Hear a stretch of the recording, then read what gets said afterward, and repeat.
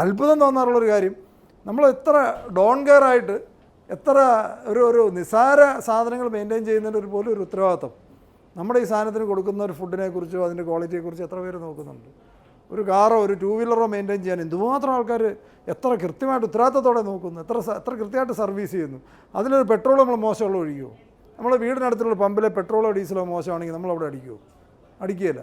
ഈ വണ്ടി ഓടിക്കുന്ന ആൾ എന്തെങ്കിലും ഉത്തരവാദിത്തം അദ്ദേഹം കഴിക്കുന്ന ഒരു ആഹാരത്തിന് ഈ പ്രാധാന്യം കൊടുക്കുന്നുണ്ടോ?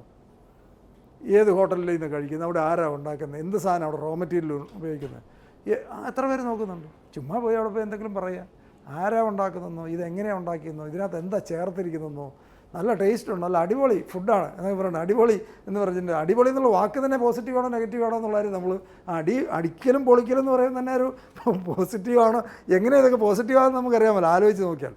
അപ്പോൾ മൊത്തം ഒരുമാതിരി അടിപൊളി എന്നുള്ള ലെവലിലല്ലാതെ നമ്മൾ ലൈഫിനെ അതായത് നമ്മളെപ്പോഴും വേണ്ടത്, ഞാനെപ്പോഴും വിശ്വസിക്കുന്നത് നമുക്ക് ഏറ്റവും അത്യാവശ്യമായിട്ട് വേണ്ട ഒരു ക്വാളിറ്റി വിധേയത്വമാണ്, അല്ലേ? വിധേയത്വം, ലോയൽറ്റി ആരോടെങ്കിലുമൊക്കെ.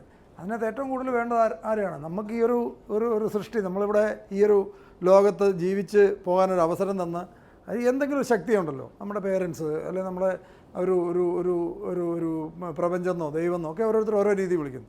നമ്മൾ അവരോട് നമുക്ക് നന്ദിയും സ്നേഹവും കടപ്പാടും ഉള്ള ഒരാൾക്ക് ഒരിക്കലും അവനവൻ്റെ ശരീരവും അവനവൻ്റെ അവയവം നശിപ്പിക്കാൻ പറ്റില്ല. റെസ്പോൺസിബിളായിട്ട് നമുക്ക് ഇരിക്കാൻ പറ്റും.